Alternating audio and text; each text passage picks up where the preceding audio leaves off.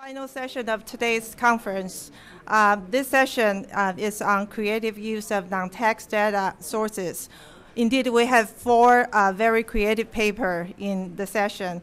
In the first two papers, we will learn from IRS researchers about how they attempt to establish a relationship between the credit bureau data and the taxpayer compliance.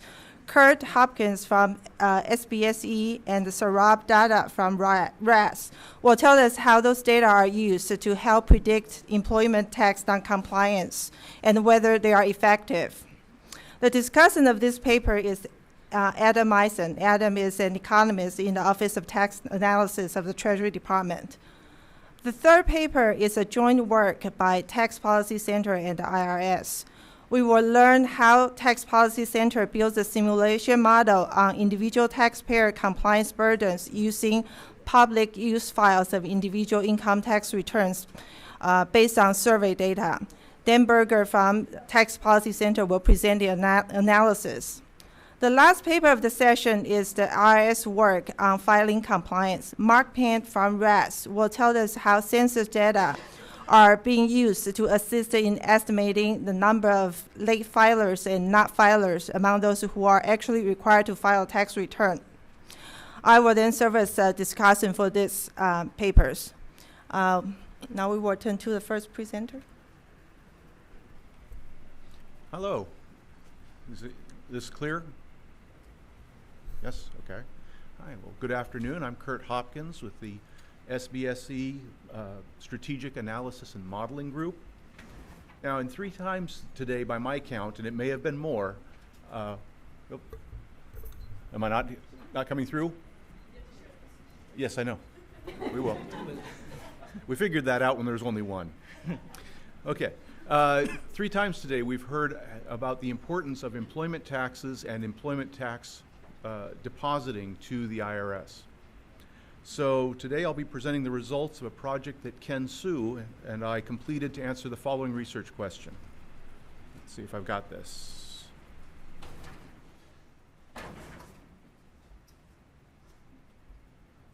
No, we're on session 3.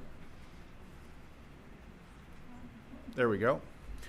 Will the inclusion of credit bureau data improve predictive models for employment tax compliance? And specifically in this case, we're looking at the depositing. So okay, they left the timings on this. Sorry about that. Well, there's the whole thing in reverse. Okay, the data set was graciously donated to us by the RAS staff. And as you can see, it's quite a sizable set. It's designed, this external credit bureau set, to replicate or represent all businesses of all size, hence the 32 strata. It was also quite a wide data set. It had 8 prior quarters, then our target quarter, and actually had credit bureau data for 8 subsequent quarters, which I'll come back to later on. It was a very nice set. This particular credit bureau has 3 different credit scores. They also gave us data on 19 credit risk aspects that they track as well. Once we had that, we matched it with IRS data covering the same tax period. As you can see, our dependent variable was a balance due of $5,000 under deposited, and we were looking at the 4th quarter 2012. For our models that I'll get onto in a moment, we're trying to use only data we have about 3 months in advance of the filing date of the 4th quarter 2012 return. So we're trying to predict with stuff we'd know a good quarter in advance. Okay. As always, and I think you've heard this before in discussions today, it takes a lot of time to prepare the data. So we added transformations of a lot of our dollar and count variables. We binned the data. But perhaps the most important thing was not just creating indicators, but using indicators that go across quarters. That is, changes in behavior between quarters just prior to our target quarter. Okay, I don't know what I'm doing wrong. Get a technical help?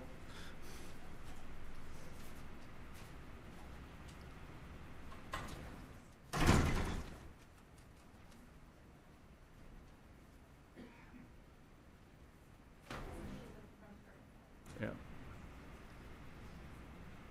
Okay, well, I'm going to talk about this one because it's almost big enough to read even this way while they fix it for me. But the first thing we did was explore the data.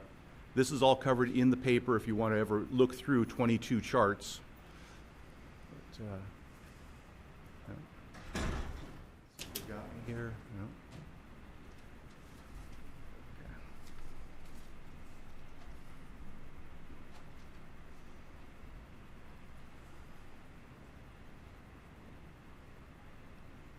Okay, one more. There we go. On this, we've compared the credit bureau data to our internal data for what was owing at least $1,000 in the fourth quarter of 2012. Now, as you look at that, it's a pretty uniform distribution. The rows on this are based on the risk classes. Okay, I'm not touching it this time.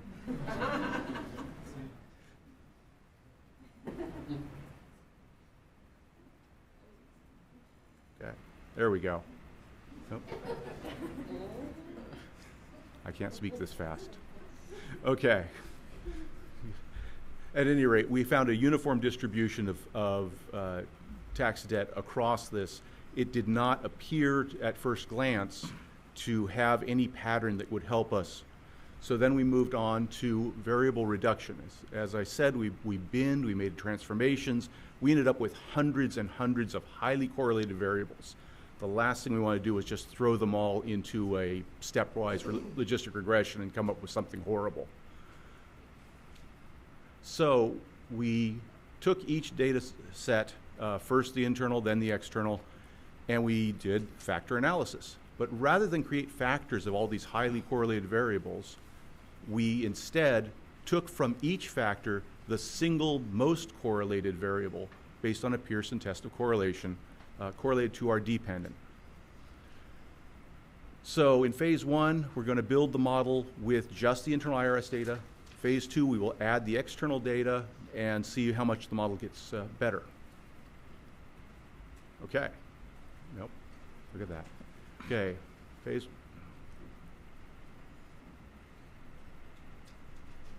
There we go. Phase one. IRS data only. These are the diagnostics. Each time we did our stepwise regression, we would check the AIC and SC for goodness of fit.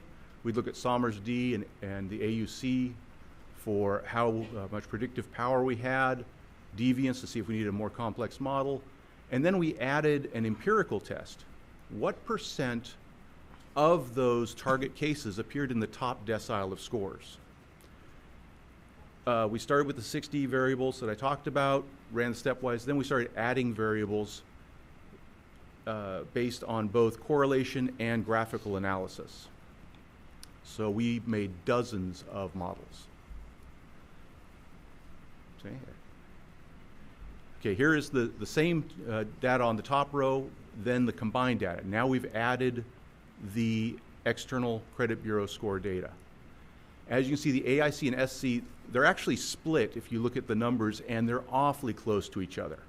So it doesn't look like it's much better goodness of fit adding the best of our models with the external data. Somers D, AUC, they actually round to the same scores. Deviance doesn't show any particular need for a better model. And our top decile, well, again, it rounds the same. As a matter of fact, it only added 11 new cases to the over 11,000 that were already in the top decile. So we were less than pleased there. I'm going to skip the reverse to take ourselves out of this and make sure that we weren't in some way causing a problem in our model. We went to a Granger causality test where we would check these two sets of time series data, all 17 quarters, 8 prior, target quarter, 8 subsequent, against each other. This is the table showing each of the 3 credit scores to predict the payment compliance time series. We did the same in reverse, trying to use the IRS payment compliance, see if it precedes the credit score changes. In no case did we get a chi-square probability such that we could reject the null hypothesis that these two data sets are independent of each other. Okay. I'm going to hop here straight to the conclusion just so I can get away from this screen. The IRS data are extremely rich. We had an AUC of 0.86. That's pretty good for taxpayer behavior models. So we were very happy with the model. It was a very stable model. It met all of our criteria, except the ones that the discussant will say I fell short on. Adding the external credit scores didn't help us. We couldn't find a method using our standard methods here for the external credit bureau to help. We did find a little bit, we found a couple of variables, but the final diagnostics weren't much better. Now, I would like to provide a reminder. This only applies to employment tax analysis.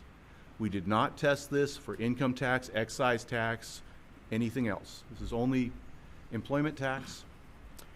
And now I'm actually going to turn this over to Saurabh Datta. He was instrumental in our analysis, and he's gone further with the data, and he's going to talk to you about it now.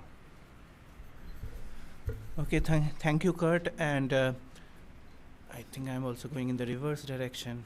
Yeah, you have to go. Keep going. Okay. There you are. Okay.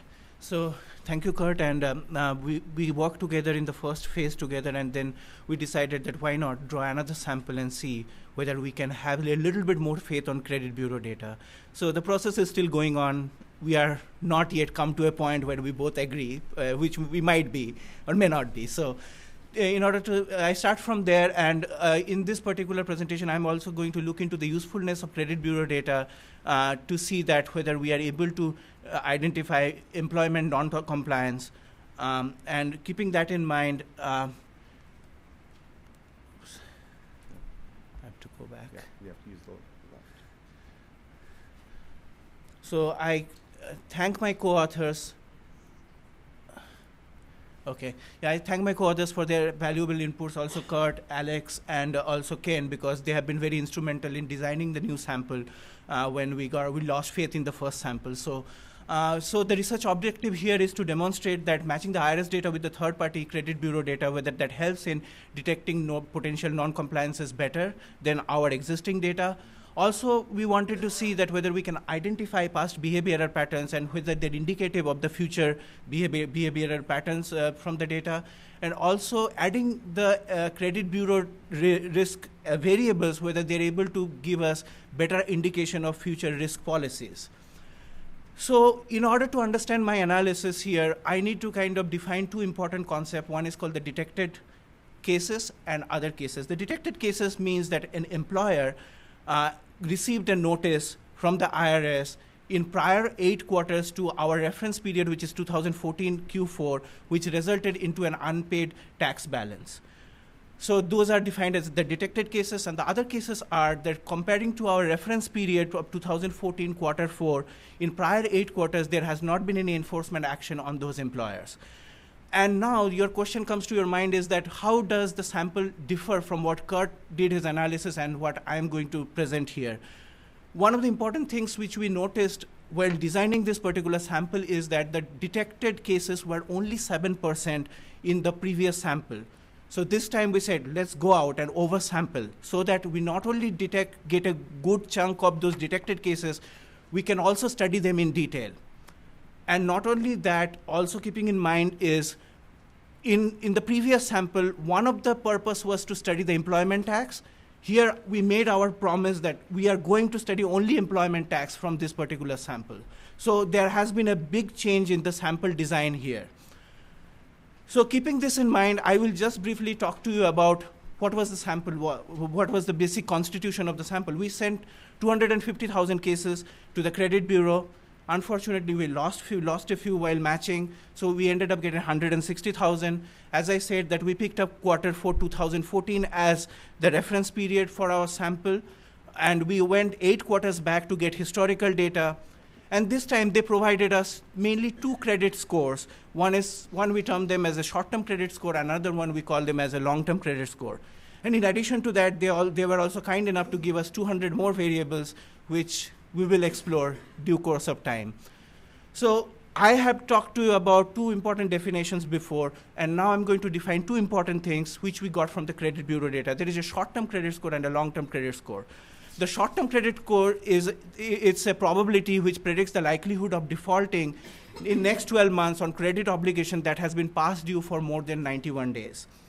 And then there is a long-term credit score which predicts the probability of being bankrupt or the prospect of defaulting 75% on all the credit lines which are past due for more than 91 days.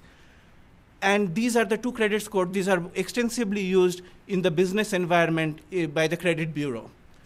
So now the question arises is that, does the short-term credit score give us any particular insights here? So this particular chart talks about the risk profiling of our cases, the risk distribution using the short-term credit score. So you can see that on the y-axis, I have the cumulative percentage. On the x-axis, it is the deciles. So the lower deciles are associated with higher risk. And the red line shows the detected cases, and the broken blue line is the other cases. And you can see here that there is not much of a separation between the 2 lines. So essentially, based on this preliminary chart, we cannot say that there is a much separation we are getting from the short-term credit score. Now let us draw our focus to the long-term credit score and do the similar kind of analysis. Now, at least now we are getting a hint that the long-term credit score is giving us a little bit of a separation, and quite a bit of separation, I would say, in distinguishing between the detected and other cases. Now, as an economist, as an analyst, we always want to use all the information which is there. So we bring the short-term and the long-term and put them together. And we create something called a risk matrix. So this risk matrix combines the short-term and the long-term credit score together, and there are 3 important buckets we get here. So one bucket is the medium risk. So the medium risk talks about the cases which fulfill their short-term credit requirement, but they're lagging behind on their long-term credit. And there is a slow recovery segment. They're experiencing difficulties with the short-term credit obligations, but they're meeting their long-term credit obligations. And the last one is the high-risk category. They are potentially facing a financial crisis. So now what we do is that we bring the detected cases and the other cases in one slide, and we kind of put them in the risk classification matrix. And we compare them at the reference point, which is 2014 quarter 4, and then 2013 quarter 4 and 2012 quarter 4, 1 year and 2 years prior to that. And we try to see that what type of insights we are getting. So if you look into this matrix, you see a large percentage of the detected cases are falling in the high risk and medium risk segments.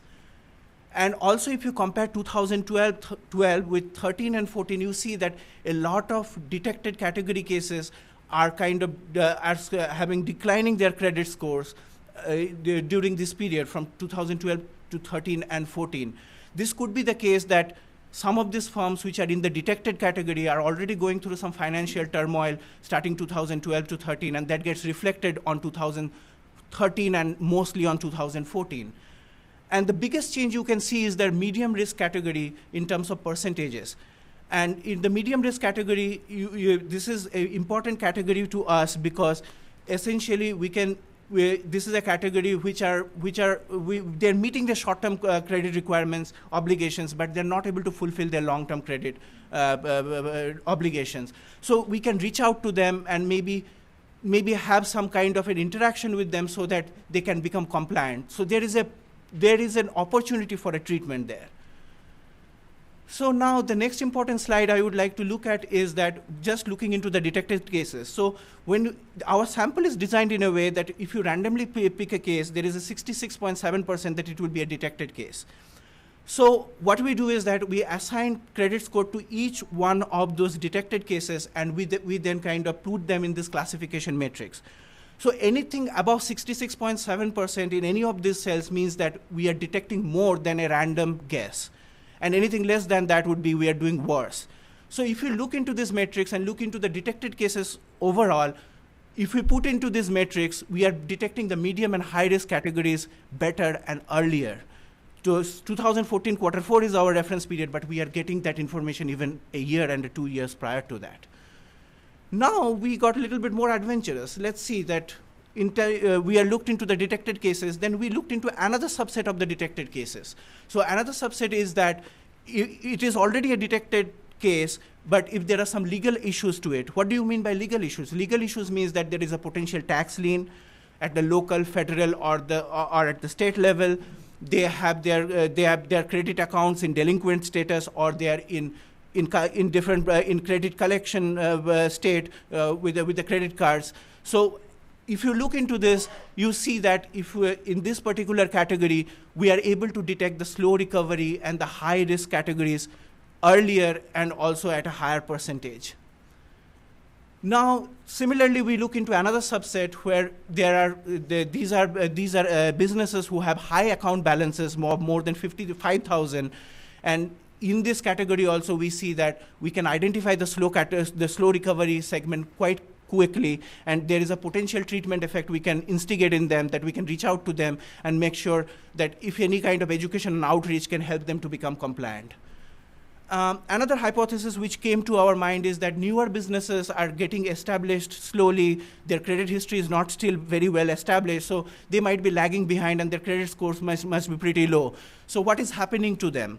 So if we look into them, we see that most of these new businesses are in the medium and the high risk categories. So essentially that could be also good indication that we need to kind of identify them and come up with certain measures. So these are some of the very preliminary results we have seen from this preliminary presentation. So we can see there is a better identification, and the credit bureau scores looks to be pretty useful, and it results into superior detection rate. But my colleague, in order to convince my colleague Kurt that this is useful, I have to undertake a lot of future work, and that is enlisted here, that I have to do some rigorous research work to prove him, and then he's going to buy my work. So I leave it there as I'm running out of time, so this is for future research. Thank you.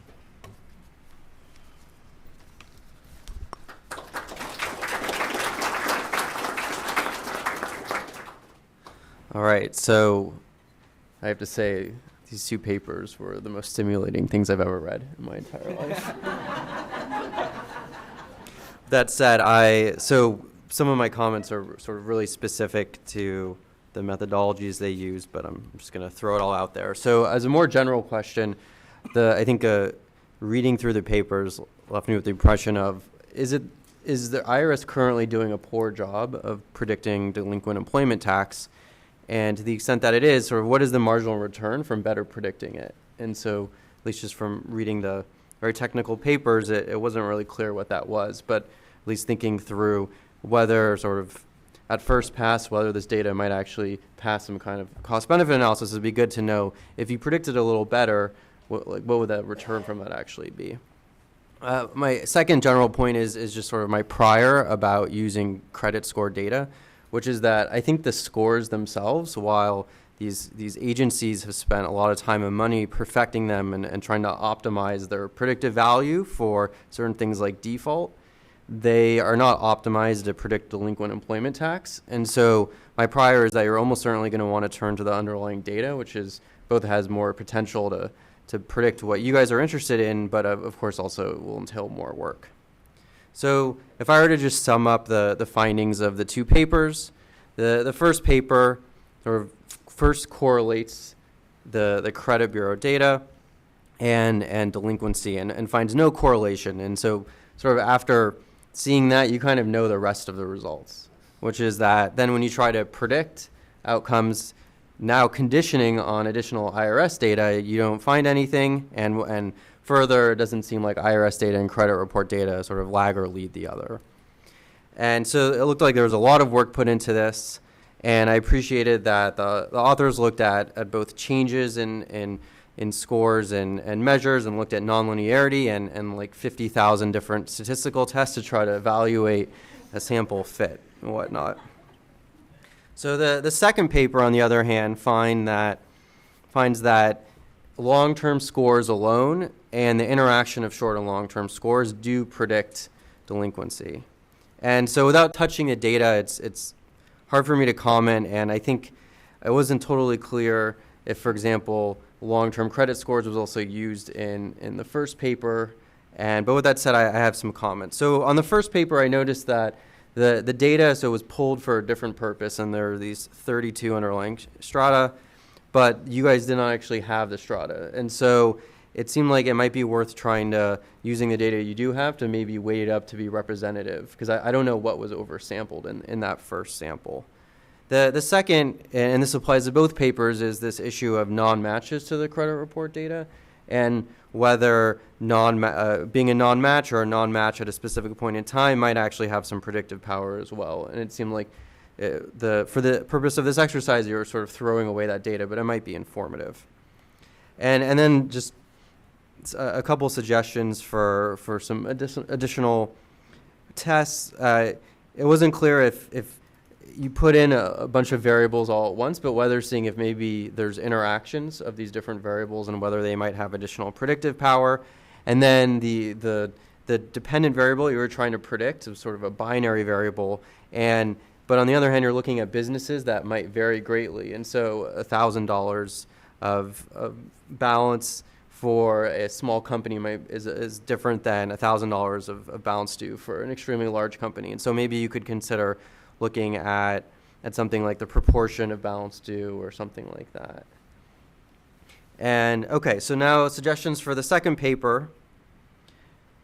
It seemed like the big difference between the first and second paper was that basically in terms of basic correlations, you were finding something, whereas the first paper wasn't. But I think to go beyond that, you want to see if you also can use IRS data, whether the credit bureau data has any independent predictive value. And right now it's hard to assess whether that's the case. And I know you mentioned that you're also going to look at whether changes over time predict changes in the IRS data, and so that would be useful. And so I think in terms of big picture of how can we reconcile the findings, I wasn't fully convinced that the discrepancy was due to the oversampling of delinquent cases, because I think if you go from 7% to 67% with a sample of hundreds of thousands of firms, it seemed like you would have enough statistical power to predict something. And so I think something else is going on. And so, but just to test that, you may want to try subsequently sort of reweighting each of the samples, oversampling, and then sort of getting your sample more aligned with that 7% and see if you can replicate your results. And then some of it's using different years, different firms. It wasn't clear if the credit bureau data underlying the analysis was the same, but making sure it is, and just trying to figure out what's going on. And so basically you guys should talk more, I would say. And then as far as the path forward, I think it's one is this issue of within sample predictions, and you're getting something going on there, but of course then the next step is out of sample predictions, and that's going to be even harder. And then I think there's this question of you're looking at observed delinquency, and now that there's the NRP employment tax study, you can also see if the credit data might have some predictive value for unobserved noncompliance. And so it might be worth linking it to the 941 studies. And then finally, just I don't know if there's other work going on IRS, but seeing if there's if the credit report data could be used to predict other outcomes of interest to IRS. So. All right, thank you.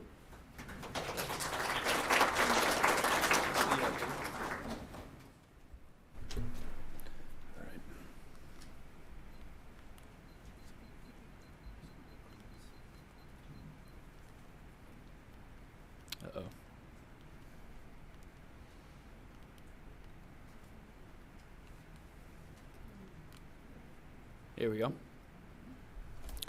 Okay, our paper is called Estimating the Effects of Tax Reform on Compliance Burden. And the paper focuses on compliance costs of taxation, and specifically the costs that are associated with filing individual taxes. From SLIMROD 2005, these costs are predominantly time and out-of-pocket expenses. So these costs are going to include lawyers, accountants, software, forms, the time that you're going to spend learning about these new forms and laws. And later in the presentation, we're going to go into ways we can lower these compliance costs.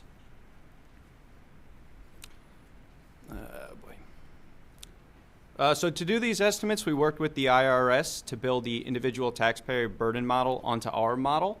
The IRS was a big help here. They recalibrated their model to work with the SOI public use file, and this allowed us to use entirely public data to predict burden costs. We can now predict baseline compliance costs for current law and also changes in compliance costs associated with tax reforms. So the original ITBM model uses a rational taxpayer cost minimization framework. This means that there's decreasing marginal costs with income, and then there's a time-money trade-off based on productivity. But the most important thing for our purposes are going to be the compliance cost factors. So the first of which is economic activity. So as economic activity increases, we're going to see increased compliance costs. We also built 3 tax preparation methods, which one is filing with paper, the second software, and the third hiring a paid preparer. And the final compliance cost factor is the complexity of the return, and not surprisingly, as the complexity increases, we're going to see higher compliance costs. And we're going to talk a little bit more about compliance cost on the next slide, if I can find the right one. So we attempt to capture the complexity of a return, and the way we do this is we break the PUF into 3 separate categories: low, medium, and high, each of which has its own corresponding coefficient. So examples of the low category are going to be wages, interest, dividends. The medium is going to be the earned income tax credit, itemized deductions, and Schedule C income. And examples of the high complexity are going to be AMT credits, AMT taxable income, and rental depreciation. So some of the categories can bounce around depending on other circumstances. So for example, if cost of goods sold is greater than 0 for a tax return, net receipts is going to move from medium to high because there's other record keeping that's involved with it if you want to expense your deductions, or sorry, if you want to deduct your expenses. The adapted burden model is the model that we actually built onto our microsimulation model. So there's a series of coefficients that include preparation method, the complexity categories, the line counts for individual PUF items, and modified positive income, which is a composite measure of different income sources. Our model is slightly more complicated than that, as we had to break it down into, it says filing status here, but it should be preparation method, as we don't know from the PUF who's a software filer, so we had to stratify it into 3 separate models. On our model, the complexity category coefficients are slightly higher than they are in IRS's full model. This is because the PUF has less information. So to meet aggregate totals, we have to increase the coefficients. This might be somewhat problematic when we're looking at distributional estimates, and it also might be problematic for certain repealing certain items and seeing their effect on compliance burden. So I saw this morning. This is not the composition of discretionary spending. I would fire my intern, but I don't have one. So this is the allocation of burden, and you can see this is the IRS version. The deductions, wages, other income, and self-employment are the largest items. Other taxes and AMT are relatively small with 4% and 2% respectively, and credits are around 14%. So for the TPC model, the deductions, wages, self-employment, and other income are still the largest items, but the magnitudes have shifted around a little bit, and wages has actually jumped self-employment income. Also, other taxes and AMT have gone up to around 6%, while credits has dropped about 2 percentage points. So with that said, these are our distributional estimates for baseline compliance costs. We are estimating that it's $530 per tax filer, or around $92 billion for all individual filers. In the next 2 slides, we'll look at graphs of some of these data. So this is the average dollar value of compliance burden by ECI quintile, and you can see that it's going to increase as ECI increases. It's not shown here, but the top 0.1% has around $32,000 in compliance burden. So the compliance burden is pretty negatively skewed towards the top. So with that being said, as the dollar values are increasing, it's actually highest as a share, our burden is actually highest as a share of pre-tax income for the lowest quintile, and this slightly drops off down to the 1%, or top 1%, excuse me. So now some ways of reducing compliance costs from Marcus et al. 2013. You can minimize or eliminate reporting where this information is not particularly useful for tax policy or tax administration. You can consider whether the policy outweighs the compliance cost, and then you can work to target specific things that drive complexity cost. So TPC's reforms that we're going to discuss focus on the third mechanism of lowering compliance costs. So our first reform option is a revenue-neutral repeal of itemized deductions, and to maintain revenue neutrality, we have a proportional increase in the standard deduction for all filing statuses. This lowers burden as a share of pre-tax income by around 0.2% for each group. The lowest quintile is going to benefit from the fact that a lot of people aren't going to have to file taxes anymore as the standard deduction is increasing, and the other quintiles are going to be benefiting from the fact that they no longer have to file itemized deductions, and they're going to save on record-keeping costs. This is our second reform option. It's again a revenue-neutral repeal of itemized deductions, but this time we decided to maintain the mortgage interest deduction and the charitable giving deduction, and there's going to be a proportional increase in the standard deduction, but it's going to be slightly less. So compliance costs are going to look relatively similar here. When you break out the top quintile, the 95th through 99th percentile, and the top 0.1 percentile see a slight reduction in benefit. When you look at tax and compliance, you'll see that the top quintile and the top 1% are going to benefit from maintaining the mortgage interest and the charitable interest deduction compared from the last reform plan. Our third reform option is a revenue-neutral repeal of the AMT, and to keep revenue neutrality, we're going to pare down the state and local tax deduction by around 20%. So we're still going to allow tax units to take the deduction, but they only get about 80% of its value. When you look at compliance costs, it really doesn't affect anyone in the lowest through the fourth quintile, and the majority of the benefit is going to go to the 95th through the 99th percentile and the top 1%, and these are the people who are filing the AMT. When you look at tax and compliance costs, you'll see that the middle quintile and the fourth quintile are actually going to have an increase as they no longer benefit from the full value of the state and local deduction. And the majority of the benefit, again, goes to the 95th through the 99th percentile. So some key takeaways from our estimation is that there's a real resource cost to taxation. We estimate it to be $92 billion for all individuals, or $530 per tax filer. While compliance costs are increasing as ECI goes up, the burden is highest for those in the lowest quintile as a share of pre-tax income. So simplifying the tax code can work to lower burden costs, and it can mitigate some of the costs for people who otherwise might see a tax increase. And finally, our next steps.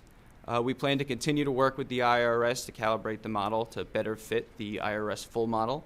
And the IRS is planning on releasing all of the documentation available with the PUFs in case anyone wants to replicate our findings. Thank you.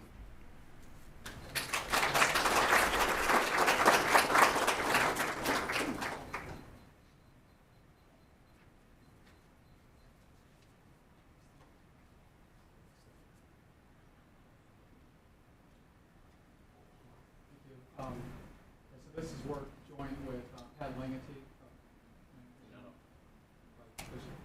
Okay, sorry. Okay, this is joint work with Alan Plumley and Pat Langety. So a couple months ago, when we were thinking about preparing a talk, we thought, or a paper, we thought that it would fit really neatly in this panel because we thought we were going to be putting forward a measure of the voluntary filing rate that would be based on IRS data as well as IRS census data matched to IRS data. And then we worked with that measure a little bit, and it didn't end up quite working out as we expected, or needs more work. So instead, we decided to develop our measure that's based purely on IRS data of the voluntary filing rate. So I guess it's kind of like a cautionary tale about using non-tax data. But anyway, so this talk kind of will put forward the methodology for this new kind of voluntary filing rate measure based in IRS data, and also presents some descriptive charts which kind of talk about some of the, will support some of the prevailing hypotheses about drivers of filing behavior.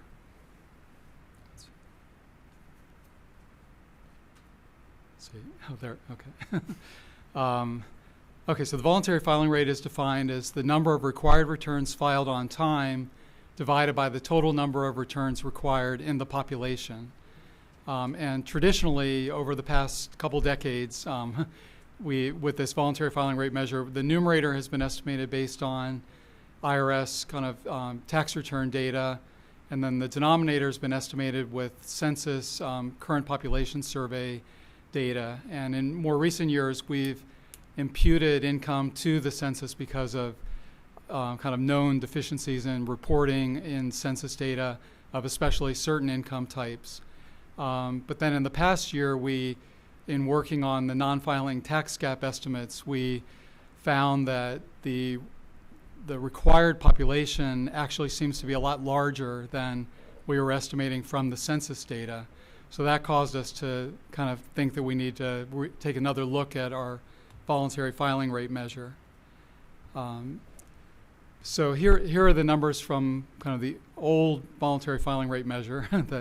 And you can see that there's we estimated about 6.3 million non-filers using the census data in the denominator and the IRS data in the numerator. Okay, there we go. And then, but then in the course of working on the non-filer tax gap, kind of a side benefit, I guess, was that we sort of got a voluntary filing rate estimate out of it. And in this case, we were using census data matched to IRS data for our non-filing tax gap estimate, and also then in practice for the numerator and denominator. And you can see that in this case, even though the numerator is much lower than with the IRS data, we end up with an estimate of the number of non-filers of closer to 15 million and a voluntary filing rate which is much lower, about 6% lower or so, down to 88%. And then at the same time, kind of simultaneous with that, we did another estimate of the non-filer tax gap based on purely IRS data. And here we ended up with a much larger number of required returns in the population and a similar number of non-filers and a similar voluntary filing rate. Oh, I think, okay, maybe I skipped ahead before, but anyway, so this suggested that there's an issue in using a different source for the numerator and denominator. In the old VFR, when we use the census match data in the non-filer tax gap, even though we may be undercounting in the denominator, we're also undercounting in the numerator. So we end up with maybe a more reasonable measure. But then, so we decided, we trust the IRS data for the numerator because there's not a lot of tricks to getting that. That's kind of more hard numbers. So we thought we would develop a denominator measure of the number of required returns in the population based on the census match data. So that's what we were working on.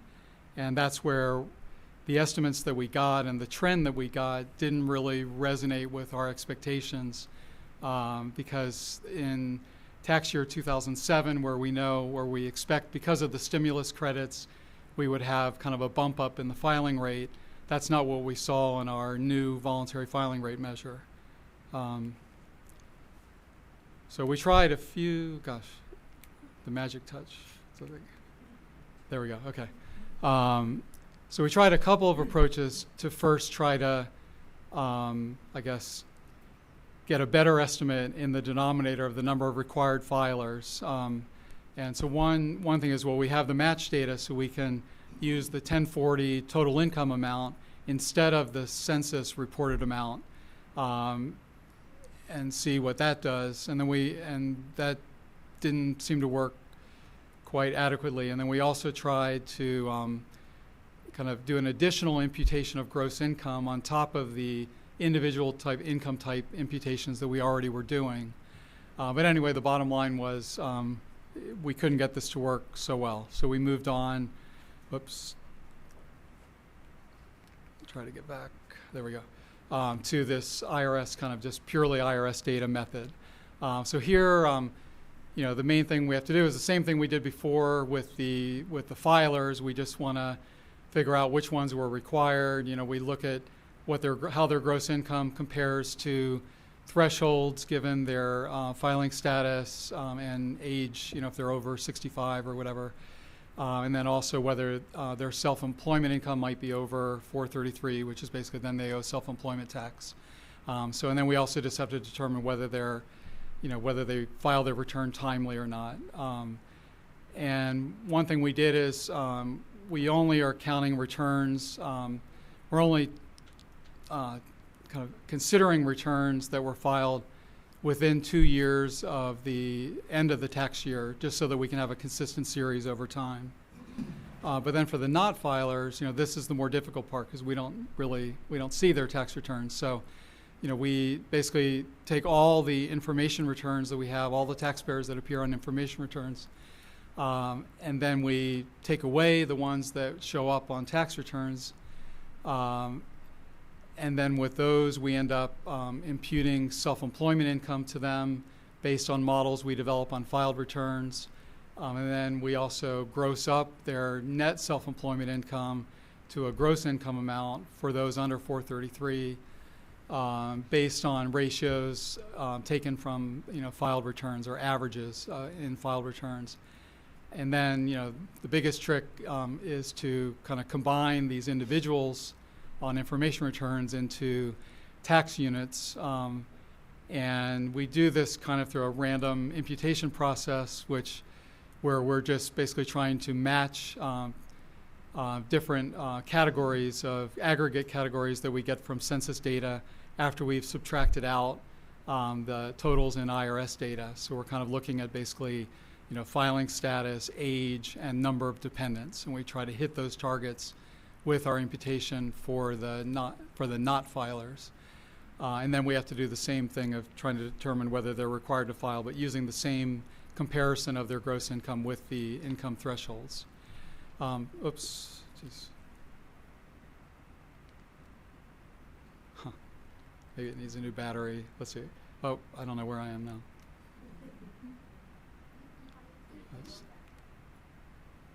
Shoot. Okay, there we are. So this just basically just shows that, well, the population, we end up looking at the information returns and the tax returns and everything, and dependents is pretty close to what you see in the census data if you look at it by age. Okay, and then, so this is the series we end up with. So you can see, as we expect, since we have a much larger number of required returns in the population, the VFR has gone down by about 6.5%, the red line. And we still see a slight increase in 2007 as we expect. Okay. And this shows that over the last 5 years, the percent of not-filer or non-filers in the total required population has been fairly stable, at least according to this measure. But the percent of late filers as a share of non-filers has decreased to some extent. And this, a decent part of this can probably be attributed to the reduction in enforcement efforts on the non-filer side, which is known, but might have other sources as well. So this shows kind of the distribution over time of the late filers. It basically just shows that early on it's a lot of refund returns. Later on, it's more balance due returns. Okay, I missed it.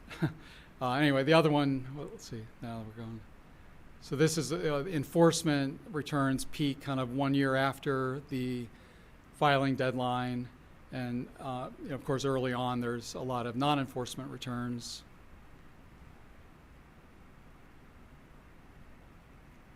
Oh, geez, there's a delay.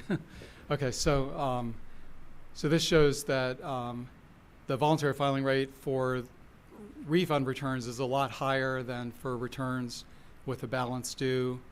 So this maybe argues for, or is another argument for efforts to enforce kind of withholding compliance, because not only do you get the money on time and you don't have to devote efforts to collection, you also maybe people have a better incentive to file.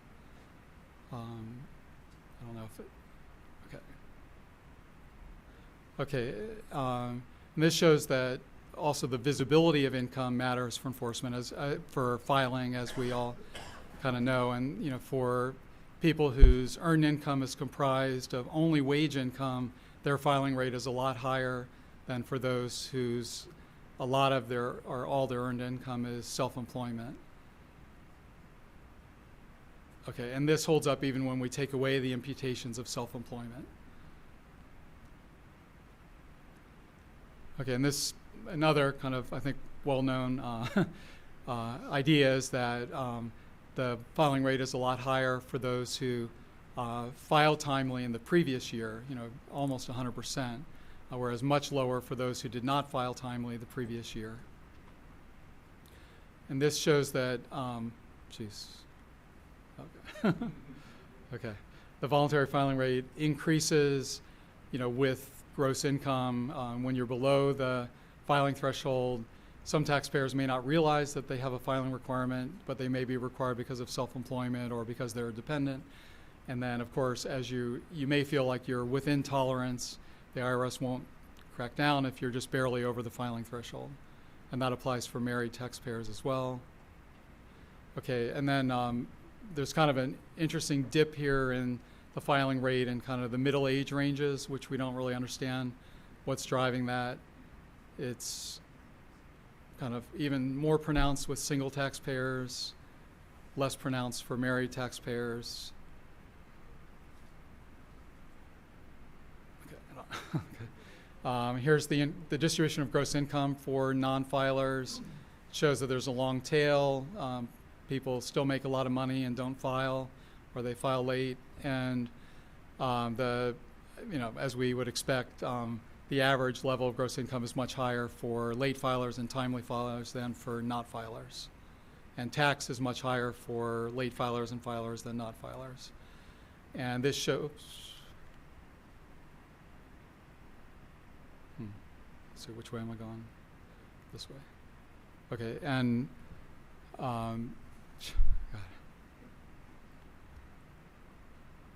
okay, and so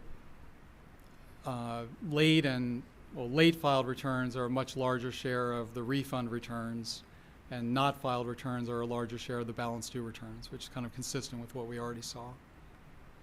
Okay, and so basically, I guess some of the benefits of this work, we think we now have a more accurate filing rate measure.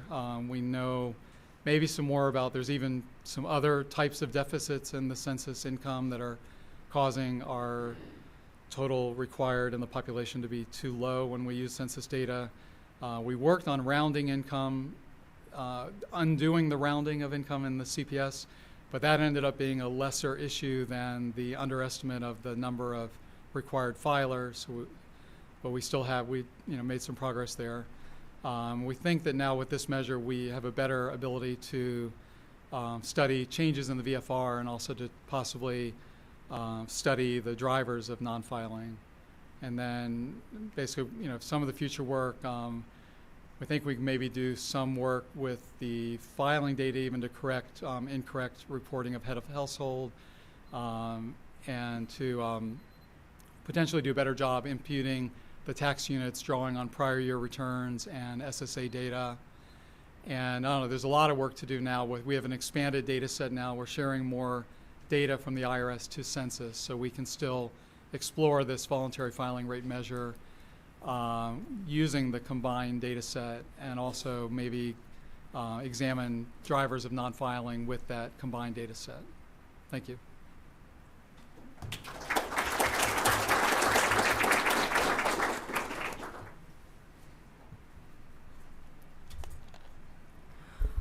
I will discuss the compliance burden paper first, and then the paper on non-filers. So the IRS maintains an individual taxpayer burden model, which is built on survey data and is simulated off of its internal tax return files. Of course, Tax Policy Center does not have access to those data, so it has to rely on public use files to build this simulation model. So the effort to build a POF-based simulation model on individual taxpayer compliance burden is generally successful, but there is room for improvement. And I have a few questions and comments.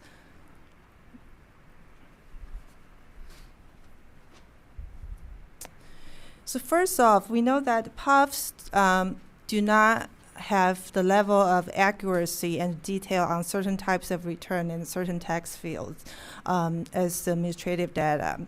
So it may be possible to restore some level of detail and accuracy by imputing the missing tax variables to the model with the known distribution of the tax variables from the administrative data. For example, say if line 10 on Schedule C is not available on puffs, but if we know the income distribution of Schedule C filers who report that line item, we may be able to bring over that information to the model without identifying the taxpayers. And next, it's not clear to me that if the model allows preparation method to change with a reform proposal, I suppose that the demand for using a pay preparer, so buying software, depends on your return complexity, and that return complexity can be changed by tax reform.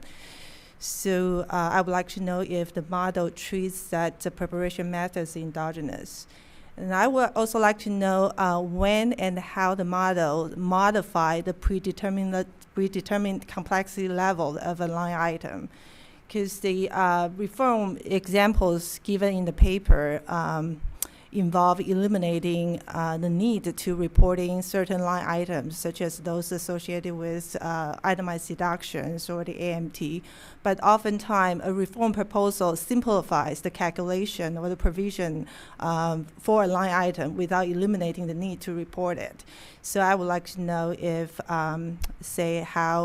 what is the systematic way for the model to switch the complexity level of a line item. Last but not least, the paper seems to, if I read it correctly, the paper seems to suggest that the burden cost is zero for individuals who are not required to file. But many low-income people do file for various reasons. So I would like to see more discussion provided in the paper on how burden cost is captured, especially for this segment of the population. For example, even for non-filers, I think some of them do incur the cost to keep the records and do some calculation in order to determine whether they should file or not. But it's not clear whether the model captured that kind of cost. So on that note of whether to file, I will turn to the next paper on non-filers.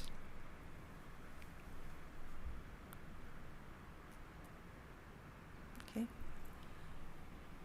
So the concept of non-filer is straightforward, but counting them is not. One could use either the census data or IRS administrative data to estimate the number of non-filers among those who are required to file.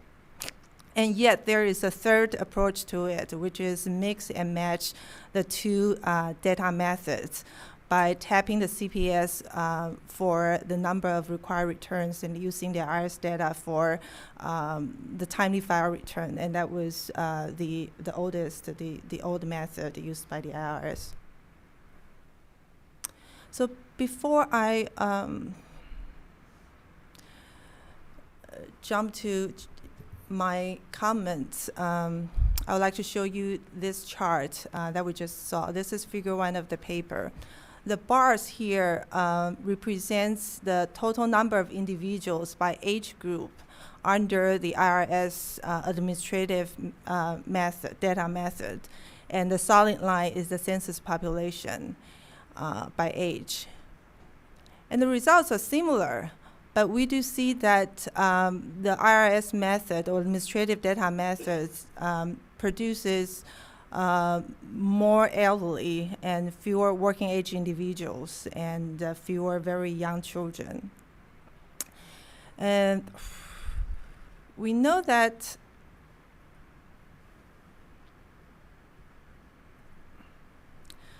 the CPS samples consist of U.S. households at a given point in time. It excludes individuals in institutions, such as those in nursing facilities, right? And it also does not include overseas Americans.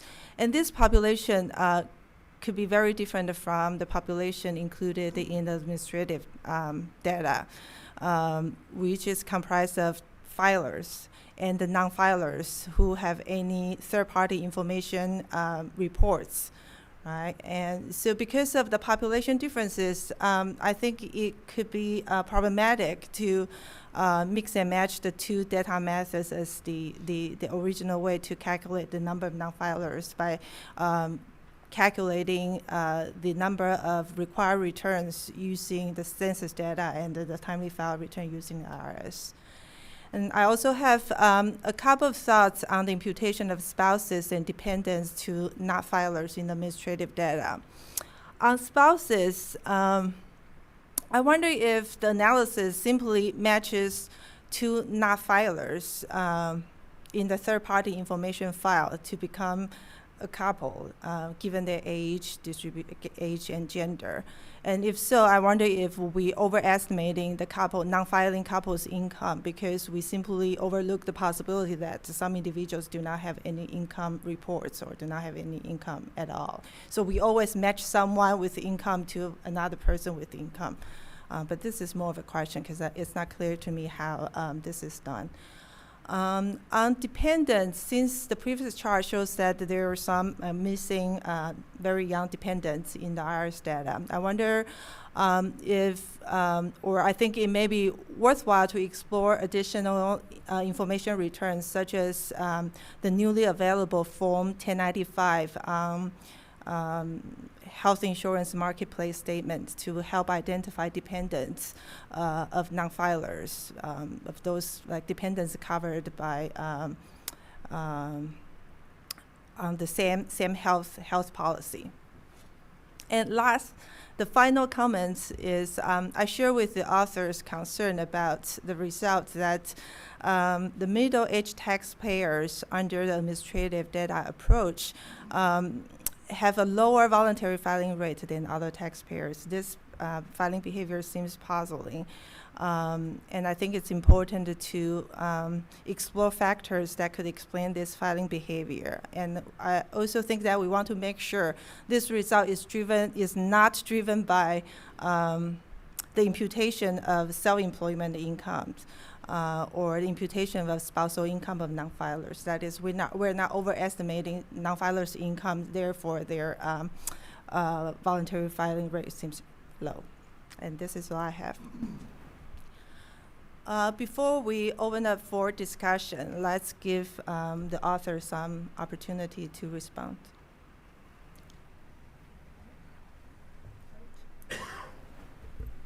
Well, my response to Adam is mostly thanks. He raised several good points, some of which have come up in extensive discussions. So asking Saurabh and I to communicate more often is kind of silly. We talk a lot. This has been a lot of our lives the last year or so. But one thing you did mention, and I had no way to control my slides to show it, was you talked about looking at the risk factors instead of the credit scores themselves. When I was building models, I allowed all those in. Not a single risk factor came in. The raw scores did not come in. The only thing that came in were those risk classes as defined by the credit bureau. So I tried very hard to get them in. Again, thank you. It just turns out that that's the one thing I could answer of your suggestions. Okay. Thanks, Kurt, and I think, Kurt, you hit some good points there, and also, Adam, thanks for your comments. And the second phase of the sample, the second sample which we just recently got, so we are just kind of scratching the surface, and I need a little bit of more time to kind of get into that. And one of the few things which Adam pointed out, I just wanted to kind of highlight is that one of the things Adam asked us is that, is the IRS data doing a poor job? Based on what Kurt has shown and what we have been kind of discussing over the last couple of years, IRS data is not doing a poor job, but our main focus is that are we getting an early indication, because our data is not that high frequency. We get once in a quarter or bi-weekly kind of a data, but the credit bureau score changes every couple of weeks, and it is a composite score of a lot of variables. So there are a lot of factors which are taken into account in that number, which goes from 0 to 100. So essentially whether we are getting an early indication was the prime focus of our work, and that is what we are still kind of trying to find out. The other thing which Adam kind of mentioned is that our sample size is very large, so whether it's 7% or 67%, it should not really matter, and that's what our assumption was.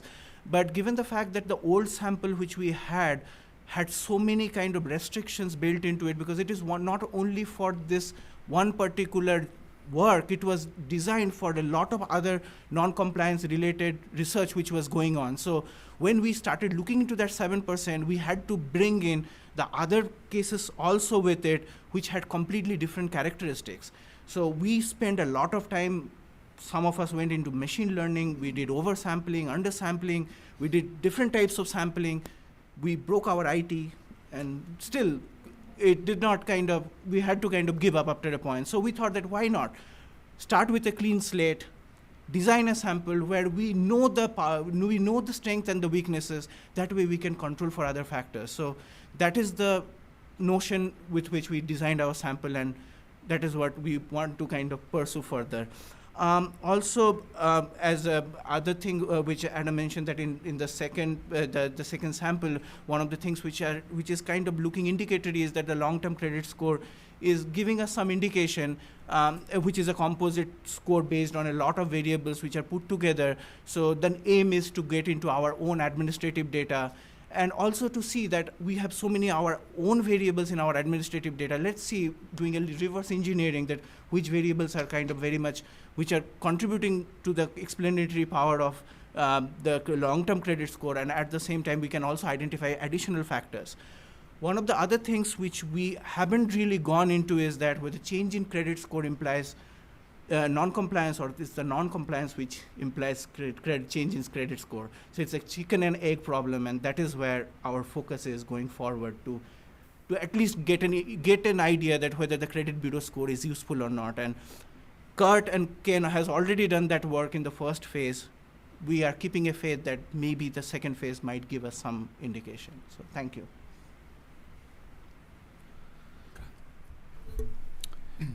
So in terms of no compliance costs for non-filers, I think I absolutely agree that they should have some sort of compliance cost. It's just difficult with the existing modeling framework, where we're looking at certain items filed and then using those to predict your compliance costs. So if you're not filing anything, it makes it a little bit difficult. So we would have to change the framework up, but I think that's a very good point. In terms of moving complexity items around for reform plans, so they're based on survey data right now, so it's a little bit difficult to do that without just like guesswork, but I think it's probably something that we should look into and make some rules for as we're moving forward with reform plans. And finally, for the preparation method, right now it doesn't change based on tax reforms, but that's a very good point, and that's something that we should be adding on to the model with the next version of it. Yeah, thank you for the comments, Emily, there. Other good questions. With the regard to the kind of population chart, I found it somewhat surprising, because I was looking at the census decennial data, I guess. So I'm not totally sure if that should match absolutely the CPS data by age. But anyway, so I don't know. Maybe it faces the same issues in terms of excluding those in institutions, but I don't know if they reweight to try to reflect the population. Can ask Maggie that. But anyway, but nonetheless, I was kind of surprised, because we're taking people on information returns, people on dependents on filed returns, people primaries and secondaries on filed returns, and you think you would come up short of the full population. Because there's got to be people on information returns, spouses who don't have income, they share a bank account with a primary, and there's lots of people like that. There's also people who are totally invisible, who aren't on any information returns at all, and make cash income. So I think clearly there's people that we're getting on information returns who are now living abroad, and the information returns don't have all the zip codes and stuff, so we can't exclude them. But there's a problem for sure with kind of trying to match the two populations, and we're not sure who's maybe being included and who's being excluded in the two populations, and it's something to work with. And I think there could be an issue with the imputation of the spouses, because I think we're considering age and we're trying to match the census data, but we're not considering income, and so maybe we are doubling up on income for some of them.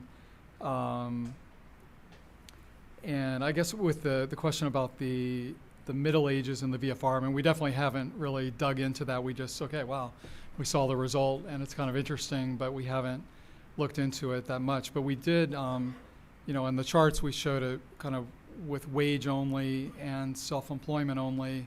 So you think if we're looking at the wage only, we're taking away the self-employment imputation problem. And we're also looking at single separately, from the married. So with the single, we're taking away a bunch of the tax unit imputation issues. So, but, still, we need to look at it further. But yeah, those are good questions. Okay, we will open up for discussion. Online viewers, a reminder, you can submit your questions to events@urban.org.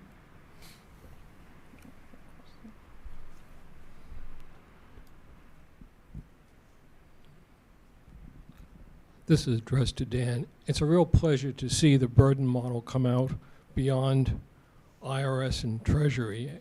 It's basically 19 years since we first started working on it, and it would be nice to have outside people have a crack at it. I did notice one thing which is a little troubling to me.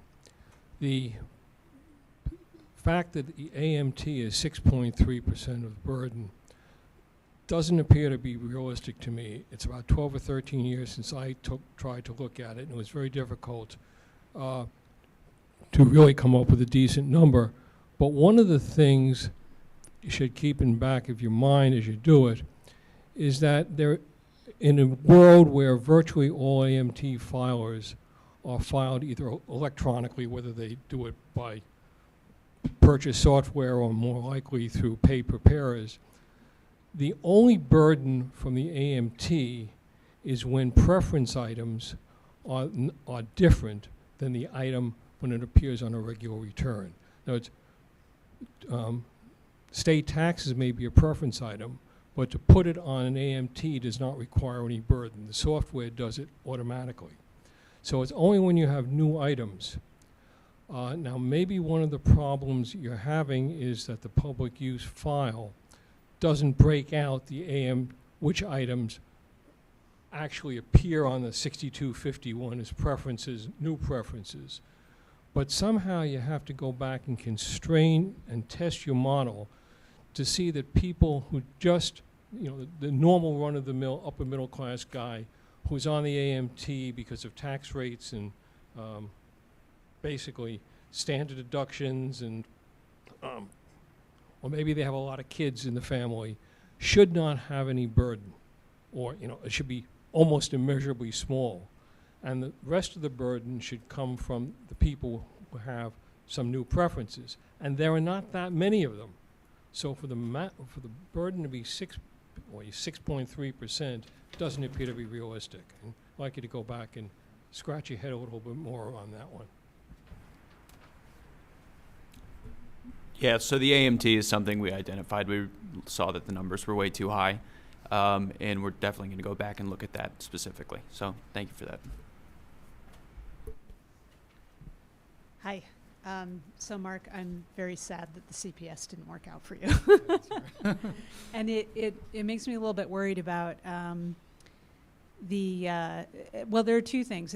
Did you match the CPS to the 1040 before creating the denominator, or was that something that you just used the plain old CPS to do? No, it's, well, with the new approach, it was matched, yeah, to the matched. IRS data, yeah. Yeah, I think I think the key is that the probability of receiving the identifier on the CPS is low for certain populations, and especially for lower income people who might be below the threshold, filing threshold. And so we are becoming more keen on seeing reweighting done. So to take the CPS weights and reweight them by the probability of receiving the identifier. And in the work that I presented earlier, and also work that I've been doing outside of this, is it makes a huge difference. Like the numbers are very different when you do the reweighting, and so that should be something to consider for the paper. I don't think I completely heard. Like you said, when you do what? Reweighting. Reweighting. Yeah, reweighting based on the probability of receiving the identifier. Okay. Yeah. I don't know. We did that, right? Yeah. Okay. Pat kind of handles that, but yeah, I think we drew on your models for the reweighting, but Okay. yeah, but still there's found- definitely confounding issues probably of, the probability of being a non-filer, probability of having an identifying match, and I think one of the issues for us was that, like in 2007, I don't know, this is just kind of seat of the pants kind of thinking, but you have a lot more returns, and so you have a lot more matches. So you also have a lot more information and a lot more income that we can bring in from the returns if we're deciding to amp up the census income with 1040 income or whatever that's matched. So it's kind of like, there's a few things moving together, and it's hard to synchronize them with, with the different sources. But Knowing anyway. that you guys reweighted makes me even sadder. So Okay. I have Yeah. to talk about it later.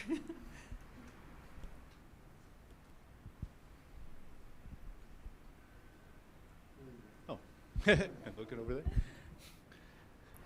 So with regard to the trying to score the returns based on risk scores and things, I think Adam gave a couple of really good comments. One is that it seems like a lot of the model building is just using the same sample you're going to test it on, and if you select the variables using that data sample and you test using that data sample, well, you're not going to get results that are really that reliable. So I think out of sample testing and maybe even out of sample variable selection would be quite useful.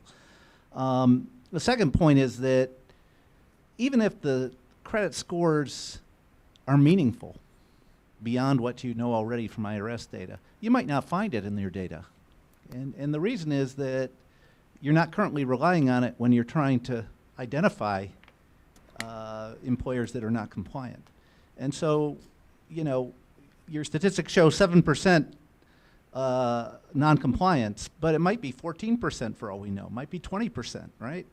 And the ones that are missing might be the ones that are credit risks because you didn't identify them to some degree. So, part of the problem is that your dependent variable, is potentially misleading. If there really are just 7% that are non-compliant, then 93%, you got pretty good control group there. But if it's not, then you might be missing something. Mark, what I was wondering about with yours is, did you find any indication of where the census approach, the matched approach or the approach that uses a different numerator and denominator, where those fall short, in terms of what characteristics where the undercounting seems to be a problem, so it's presumably not uniform across all types of taxpayers. It must be concentrated in certain areas that might give clues as to how to solve this problem to some degree. Last thing is that, it's nice to be able to answer non-filing problems, but I think the really great thing is this IRS interchange with census. Census data is really important, and it's used for, poverty estimates and all kinds of other purposes, and it's used by an awful lot of researchers and policymakers. And, there have been signs all along about how there are weaknesses in that data in terms of the reporting of a number of income sources that are important. And so it's really exciting that, with this IRS data, that data can get improved. Of course, politically, it could be a problem if poverty rates and things start to change.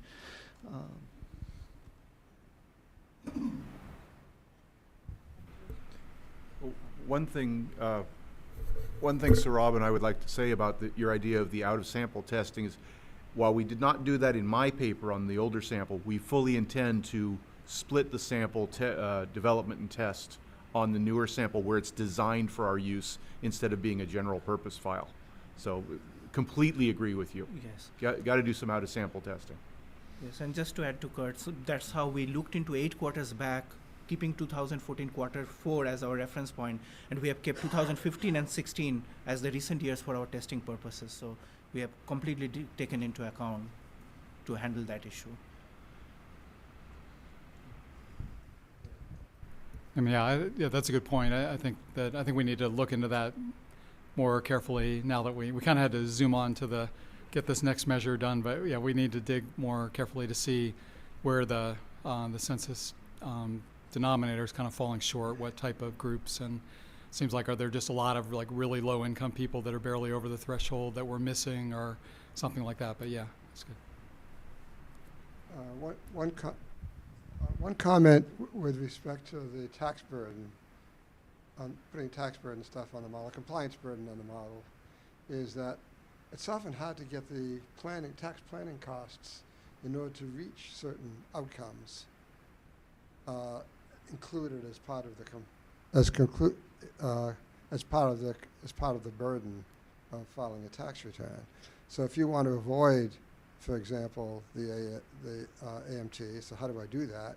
Well, if you make a contribution out of an IRA as opposed to making a direct contribution, that has implications for the AMT. So you may not be on the AMT, but nonetheless the AMT may affect your costs because of what you've tried to do to avoid the AMT, for example. So it's a great exercise, but it's hard often to get all those costs directly associated with certain items when you're looking in terms of a broader tax planning strategy.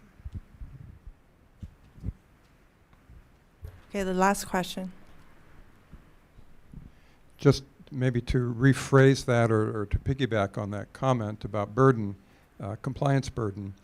I think what we're interested in is the burden that taxpayers face, not necessarily the amount that they exhibit when they actually end up filing a return.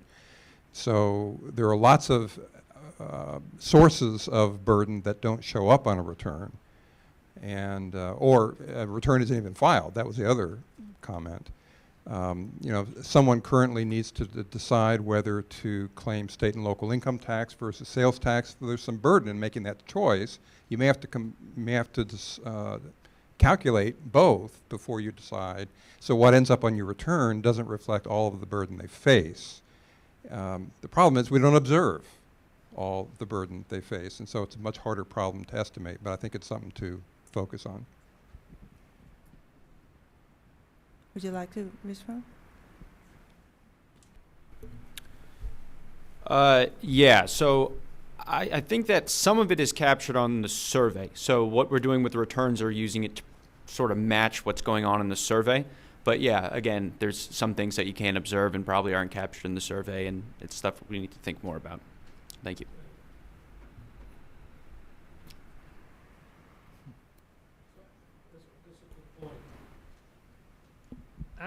Actually, my recollection is the surveys did pick up all that burden, at least to the extent it was reported by the subjects. The problem is you can't allocate that burden to the proper place. So people were asked how much time you spent or how much money you spent on tax planning. So that's there. But whether it goes to the AMT or not is another issue.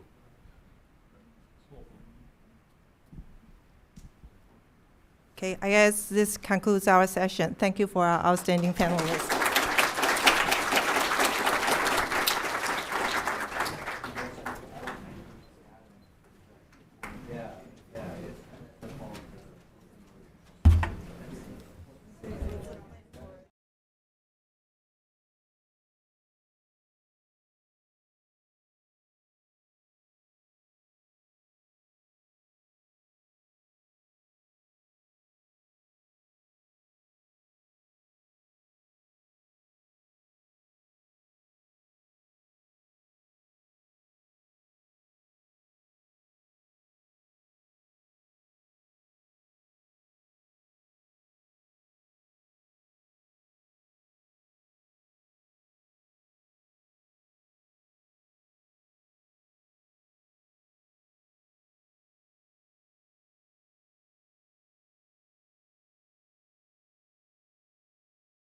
behaviors that we see in response to those stimuli.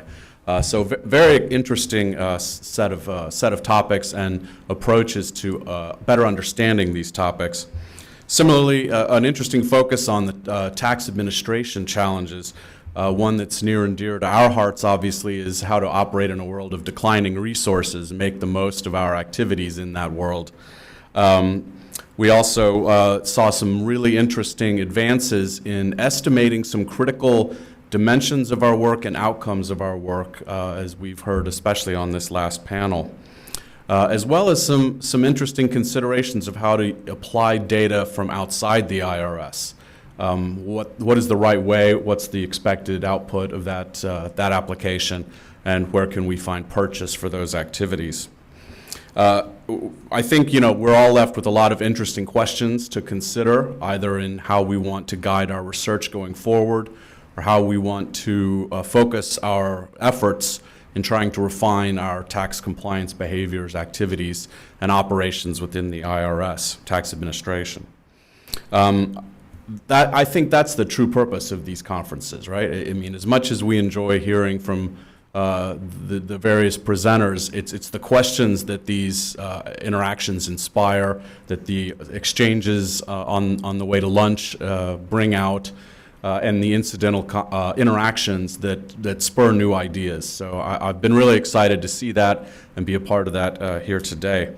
I'd like to take a moment to thank the presenters here. I think all of the presentations were very well prepared and thoughtful and on time, which is very exciting for, I know, our timekeeper. I'd like to thank the moderators and discussants. The thought and insight that went into the various evaluations of the papers was very deep and thorough and constructive, which I think is a valuable contribution, as well as the questions from the audience, which all serve to provide a critical input, I know, for the presenters, which is how can we come away from this and improve the quality of our work for whether it's the next round publication or application. I'd also like to take a minute to thank some of the people who made this conference possible. The Tax Policy Center, thank you for your support and for helping with the program. The Urban Institute for the facilities and logistics support. The Program Committee, including Alan Plumley from the IRS and Joe Rosenberg from the TPC, who chaired the committee. Terry Ashley, John Rebar, Charles Boynton, Sabi Guhare, Simon Mahood, Alicia Miller, Rahul Tikakar, and Ariel Wooten. As far as the logistics of the day, thanks to Ann Cleven and her team from Urban, who have been making sure everything ran smoothly during the day and passed the microphone to us, eagerly asking our questions. Linda for timekeeping, which is no small task. And Alicia, who's helped everyone get where they needed to be this morning. So thanks to everyone who made this conference possible. Thank you for being here, and we look forward to seeing you next year.